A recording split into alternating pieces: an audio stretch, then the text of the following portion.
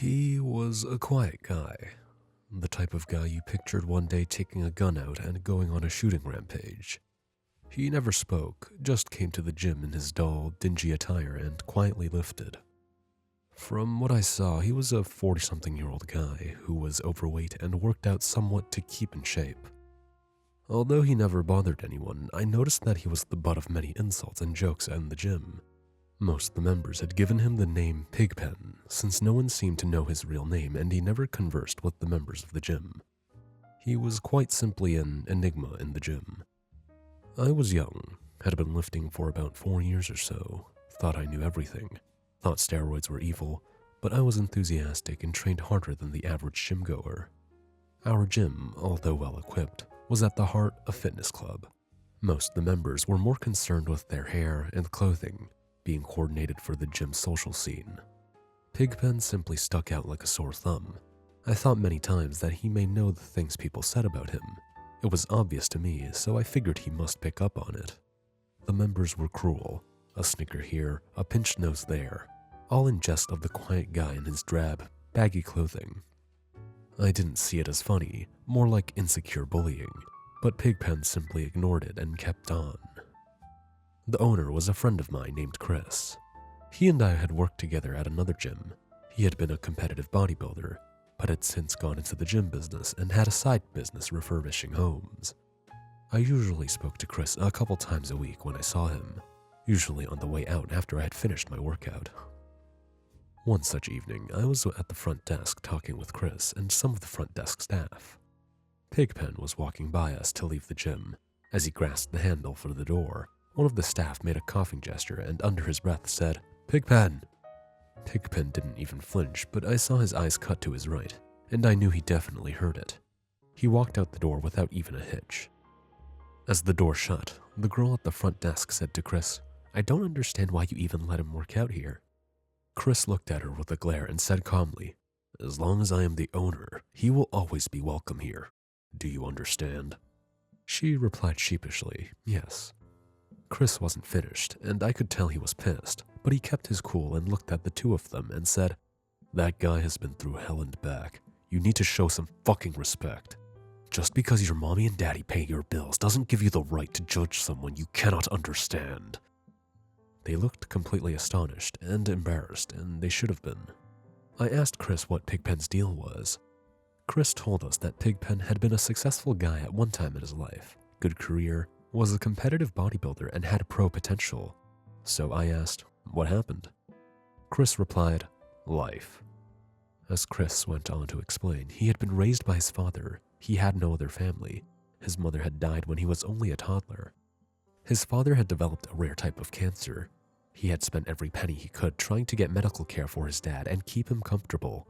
In the end, his father passed and he lost a good bit of money. His wife left him, and he had to quit competition. He went through a struggle financially after that, and never really recovered. And then about 5 years ago, he was in a car accident and he was nearly killed. He was in a coma for several months. The insurance settlement was enormous enough to help pay for his rehab and get him financially set for life, but not to the point where he was living on the high hog, just enough to live off. We were all floored. I was speechless. I didn't even know what to say. Chris looked at me and said, "If you ever want to know something about bodybuilding, that's the guy to ask."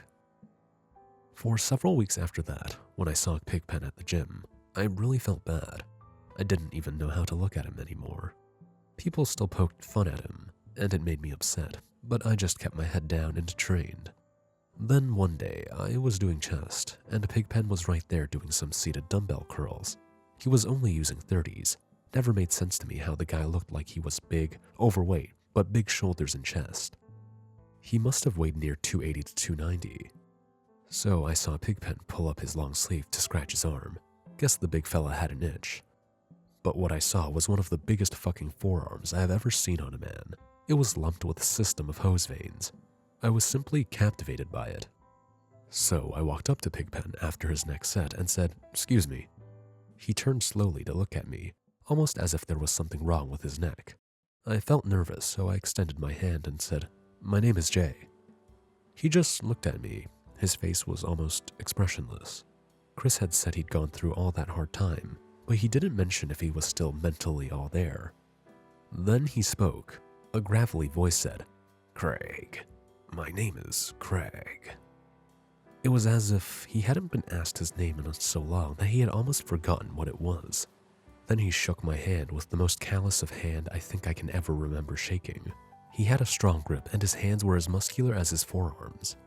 I asked him, "How did you get your forearms so developed?"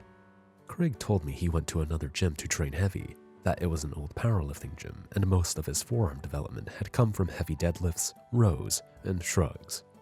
He asked me if I had ever done deadlifts, and I had, but not on regularly. He looked at me and said, "Gotta do deads, kid." So you can understand, as I was young and impressionable, that the next back workout I hit deadlifts right away. I was weak at them. I thought 315 was going to break my back, but I hung in there and pushed, or should I say pulled. I noticed Craig had been watching me while I was doing them. After many months of practicing, I got very good at them. I was up to 475 on deadlifts and my shoulders and traps were growing and people kept mentioning my forearms. I was so impressed by the results from one simple thing that I went to Craig frequently to get advice to him.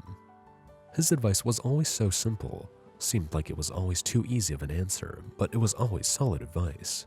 People in the gym still treated him like shit, but I was always cool to him. He had helped me out with great advice on many occasions, and in the last year and a half, I had gotten not only bigger, but much stronger too. I was beginning to have the look of an actual bodybuilder. It was mostly due to the enigmatic man who no one spoke to except me. Then one day, as I was walking into the gym, Chris got my attention from his office, waving his hand for me to come over too. So I came in, and Chris informed me that the powerlifting gym Craig went to closed. He asked me if I had spoken to Craig. I said I hadn't seen him that day. He said, "Okay," and I went back into the gym to lift. I thought that Craig must be disappointed his other gym would be closed. I looked back to the front and I saw Craig talking with Chris. I couldn't hear what they were saying, but Chris kept nodding his head. They both walked to a locked set of double doors where old broken gym equipment was kept. After about 30 seconds, they both came out and Craig had a chrome 50-pound bar for powerlifting. Craig walked up to me and said, "Kid, you want to do some deads with me?" I responded, "Hell yeah." We warmed up with 135 each. Craig had the chrome bar and I used a standard gym bar. I didn't know how long I would last with deads. The most I had done was 475 and that was one time. Hadn't touched it since. As of late, 455 was about as much as I could do. As we warmed up with 2 plates, I looked at Craig and the weights looked like toys he was picking up. For me, they were already feeling somewhat heavier. As I finished 405, I was feeling good. I had nailed 9 reps, which at the time was a good set for me. Craig was still just warming up. Then Craig looked at me and says, "Come on, I need your help for a minute." We walked back to the other side of the gym to the double doors. He goes in and I follow. In the storage room was a myriad of old stationary bikes, rusted bars, broken plates, and snapped cables. I see Craig crouch down and pick up a large object. It looks like a 45-pound plate, but it says 100 pounds on it. He motions his head down to the place he picked it up and says, "Get the other one." I grab the rusty plate and it's thick and heavy. Difficult to carry, but I'll be damned if I let Craig see me struggle with it. I carry it back to where our bars were and he puts one on each side of his bar. He squats down in front of the bar, rolls it back and forth in his grip, then with a sudden surge peels the bar from the floor. I can hear the plates rattling and he bangs out 15 reps. I don't know how much weight he had on the bar, but it had to be in excess of 600 pounds. I can't let him see me not go heavier, so I grab a 25 and start to put it on the bar. But before I can bend down to slide it on, Craig looks at me and says, shaking his head from side to side, "Kid." And he's holding his hands up with 5 fingers showing. I look at him with a doubtful look and say, "5 plates? Seriously?" He simply nods in affirmation. So I returned the 25 to the tree and grabbed a 45-pound plate, the whole time thinking, no fucking way. So I get ready to do my set. I shake my head with doubt and I hear Craig say, "Kid, don't let that bar punk you." Now, I don't know what it was about the way he said it, but I thought, hell no, I'm not going to let this fucker beat me down. I grabbed the bar, I took a deep breath and cleared my mind. I pulled up and back and the bar came up and slowly ascended. It scraped my shins and I could feel it hit my kneecaps, but that shit was moving and I thought I might shit my pants. I stood straight up with the bar in hand and then let the weight down with a crash. I was psyched. $4.95 was a new personal best. I looked at Craig and he was actually smiling. He nodded and said, "Very nice." Some people had taken notice of what we were doing. The fitness gym crowd wasn't used to seeing big weights getting lifted like that. I saw Chris walking to us and he had a yellow rubber-coated 100-pound powerlifting plate in his hands. He looked at Craig and said, "Look what I found." Craig nodded and put the plate on the end of the bar. Chris looked at me and said, "Jay, there's another one in my office. Can you go grab it?" I nodded and went to his office and grabbed the bulky plate, returning to them both and putting it on for Craig. Chris looked at the bar, then turned to Craig and said, 810. Craig simply nodded. I couldn't believe my eyes. I had never seen a bar with that much weight on it. Craig stared at the bar. It was a cold stare. He was breathing deeply and exhaling slowly. It was like some meditation. He was going somewhere else, somewhere deep in his mind that he had to draw upon for strength. Onlookers had gathered. There must have been a dozen men and women looking on as Craig squatted down to grab hold of the bar. I could feel my own heart beating in anticipation. Then he methodically exploded up, his face turning a shade of red like I had never seen on him. His neck veins bulged out so far I thought they may burst. It was an awesome spectacle of raw power, but the even more impressive feat was that he didn't do it only one time. No, he repped it 6 times, with the final coming with an explosive crash that must have registered on a Richter scale. Craig remained prone for a moment, his breathing more like panting. He slowly recovered and stood nodding his head. Then he looked over to me and said, "Your turn," pointing to my bar with $4.95 still loaded. I looked at him in disbelief and said, "Again?" He looked at me blankly and said, "No, with more." I really didn't think I could do any better than $4.95. That was a personal best, for God's sakes. So I grabbed the 25-pound plate and looked at Craig with my eyebrows raised as if to make sure it was enough weight to satisfy him.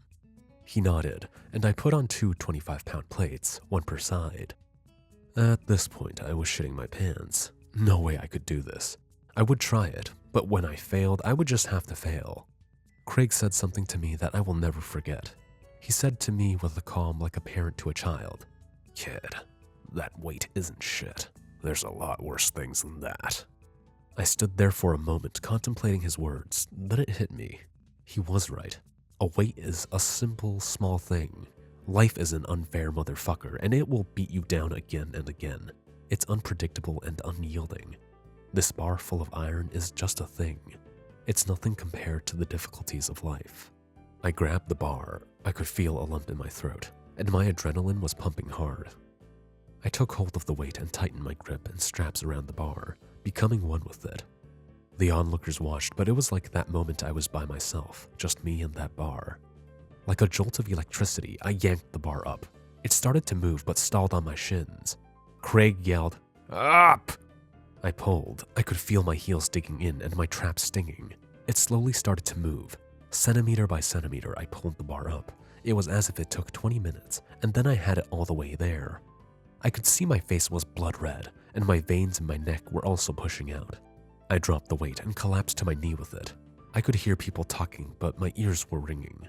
I recovered and stood up. As I looked around, Craig was smiling again and looked at me, saying, "See?" Chris came up and patted me on the back. I was amazed. I couldn't believe I actually did that. Now Craig got up. He walked over to the tree and grabbed 2 more 45s. He slid one on each end of his bar. I looked at him like I was watching a man be led to the gas chamber. Chris looked at Craig calmly and said, 900 pounds, just like the old days, brother." Craig grinned and nodded in acknowledgement. Now there must have been 30 people back there watching. There were odd whispers, people asking others how much it is, and others simply astonished that the silent giant possessed such strength. Craig kneeled down in front of that bar. It was like someone bowing down to an executioner. Then he stood up. Was something wrong? He reached down and pulled up the bottom of his sweatshirt and pulled it up and off. What I saw was unbelievable. The man was a mass of slabs of muscle and covered in tattoos. Down the backs of his arms were words. On the right arm it read, "I am nothing," and down the left, "I feel nothing." His traps were like 2 huge camel humps side by side on the back of his neck, and he wasn't fat or overweight. No, he was just fucking huge. His body was like his hand, lumps of callous muscles from the years of pain and toil in his life and in the gym. It was simply unbelievable. Craig adjusted his belt and strapped back onto his bar. It was very quiet, and then I heard Chris say, "You got this shit, Craig." People started cheering him on. I could hear people saying, "Come on, Craig, you got it, bro." It was amazing. All the while, Craig was breathing very deep, very methodically, rolling the bar back and forth in his hands. He stared into the mirror. I don't know what he saw, but his nostrils started to flare, and he looked like he was getting pissed. His eyes started to well up, almost like he may cry, and he stared blankly at a spot on the floor just in front of the bar. Wherever he wasn't with us. I imagine he was in that very dark place that his life had taken him, drawing upon a well of emotions full of hate, anguish, and pain. It was as if he was channeling all of that into the bar. He was breathing harder, and he hadn't even lifted the bar yet. He was shaking all over. I looked to his reflection in the mirror and said, "This is nothing for you, brother." He nodded and then growled, "I got this shit." Then it was as if his entire body uncoiled, driven by the hydraulics of his emotion. The bar bent. His traps were spotted with purple spots. Through the hue of red, he cried out, "Fuck you!" And the weight stalled. I thought he may drop it, but his eyes closed and his face winced in anguish, and the bar moved upwards. I don't know if it was sweat from his face, but I could have sworn tears came out of his eyes, and the bar traveled further up until he hit midriff. He stood there and he opened his eyes back up. They were bloodshot and tear-filled, and his pupils were so dilated that the blue of his eyes was gone and it was pure black. It reminded me of one of those videos of a great white shark taking a bite. Then he and the bar dropped. At first, I thought he may have passed out, but he didn't. He put his hand up to let us know he was okay. People started to fucking clap. I looked around at them and couldn't believe what I was witnessing. As he kneeled down, catching his breath, I walked up and crouched next to him and said, "That was the most spectacular thing I've ever seen in my life. Nice lift, bro." He was still panting, but he nodded, so I know he heard me. Then one of the gym tards yelled out, "Damn, Pigpen, get off the juice, dude." I swung around. I didn't even think about what I was doing.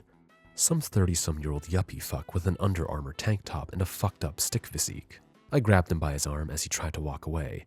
He swung around looking at me in surprise, and I looked him in the eyes and I said, "His fucking name is Craig. C-R-A-I-G. Can you spell, asshole?" The idiot looked at me embarrassed and replied in a low tone, "I'm sorry, man. His name is Craig." Then he looked at my hand, still grasping into his flesh, and I quickly let him go. I turned to look back at Craig, and he was sitting on a bench and staring at me. He just looked at me and nodded. I nodded back. Craig still went to the gym for about another year. I talked to him frequently there about training and bodybuilding. I often reminisced about the days we did deadlifts. At this point, I was lifting 585 on deads, and all because of Craig's tutelage. After that year, Craig disappeared. Chris told me he hadn't seen him, but heard he'd moved to another state. Craig and I only spoke at the gym. He had no cell phone. I had never seen his place, and I had never even had any clue where he lived. But though I barely knew the guy, I considered him one of my closest friends. The years went by, and I trained hard, entered my first show. Even managed to make it to nationals. I always wondered what had happened to Craig. I wanted to talk to my old friend and get his advice like I had when I was just starting out. He always had the simple answers. So many of the training gurus tried to make things complicated, and Craig just had a sentence or two to say and was spot on with his advice. Then one day after a workout, I went home. There was a police car in front of my house. I walked up and there were 2 officers walking towards me. They asked me if I was Jay. I told them I was. They informed me Craig had passed. I asked how. They told me he died in his sleep. So I asked them why they were telling me this, and the one officer replied that Craig had no known family members still living, and that his only will and testament stated that I was his next of kin. I didn't know what to say. They told me they were sorry for my loss, but I didn't even really hear them. They got in their car and pulled away. I stood motionless in my yard. Then I snapped out of the shock I was in and went inside. I called Chris to tell him, and he was saddened by the news. I sat down and reflected on my mentor of young, the guy that no one understood, the person who people made fun of and taunted, and he had been one of the biggest impacts on my life.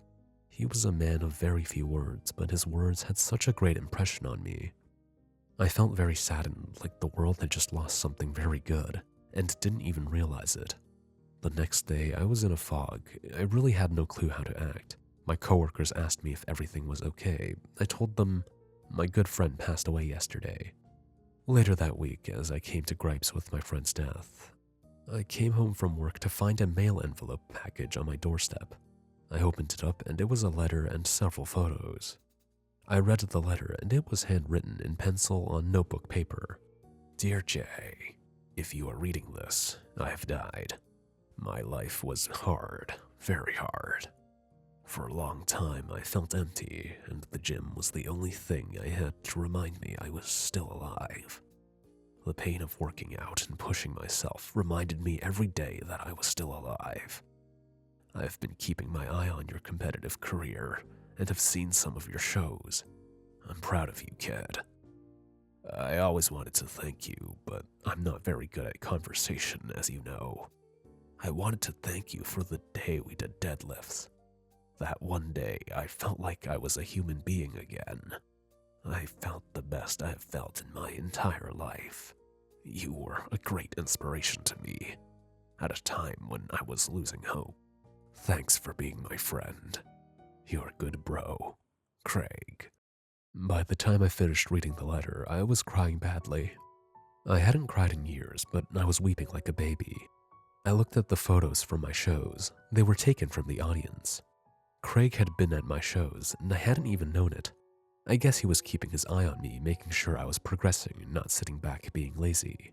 I don't know why exactly he was there, but he was there, and I'm glad that he got to see that. Under the photos was a legal document. It was Craig's will. I read through the legal jargon, and towards the end it started to itemize all the belongings that Craig had left behind, and that since I was his only kin, that I would be getting his possessions. He left a sizable amount of cash, a truck, his house, and his personal belongings in the house. But the last item on the list was the most priceless of all. One chrome 50-pound powerlifting bar. The end.